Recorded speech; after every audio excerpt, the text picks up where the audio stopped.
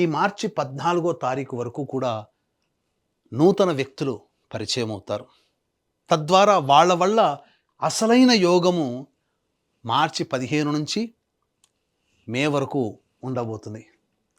అలాగే రాశి మీద కూడా ఈ మార్చి 14వ తారీఖు వరకు ఉన్నటువంటి గ్రహ ప్రభావం చేత అన్ని విధాలుగా మీకు సంఘంలో పేరు ప్రతిష్టలు అనేటువంటివి పెంపొందించబడతాయి.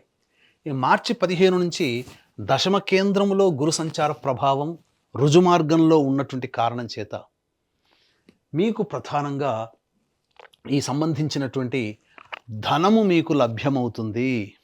అంటే రాని బాకీలు వసూలవుతాయి. వ్యాపారస్తులకి అన్ని విధాలుగా ధనము సంప్రాప్తమవుతుంది. రుణాలు పొందాలనుకునే వాళ్ళకి రుణము లభిస్తుంది. అది హౌస్ లోన్ కావచ్చు, పర్సనల్ లోన్ కావచ్చు. అంతేకాకుండా ముఖ్యంగా గృహ సంబంధమైనటువంటి చికాకులు తొలగిపోతాయి. నూతన గృహాన్ని ఈ యొక్క మార్చి 15 నుంచి మే లోపల మీరు పొందే అవకాశం ఎక్కువగా గోచరమవుతుంది. అలాగే ప్రధానంగా ఈ యొక్క కన్యా రాశిలో జన్మించినటువంటి వారికి మార్చి 14 నుంచి మే 31 వరకు కూడా శత్రువుల మీద విజయము, అలాగే కోర్టు సమస్యలు పరిష్కారం అవ్వడం, ఇవన్నీ కూడా జరుగుతాయి.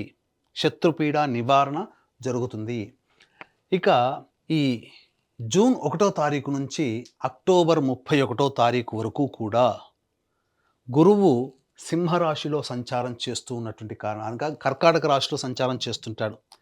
ఆ కారణం చేత అన్ని విధాలుగా యోగదాయకంగా లాభదాయకంగా ఉంటుంది. నవంబర్, డిసెంబర్ మాత్రం ఖర్చులు అవుతాయి.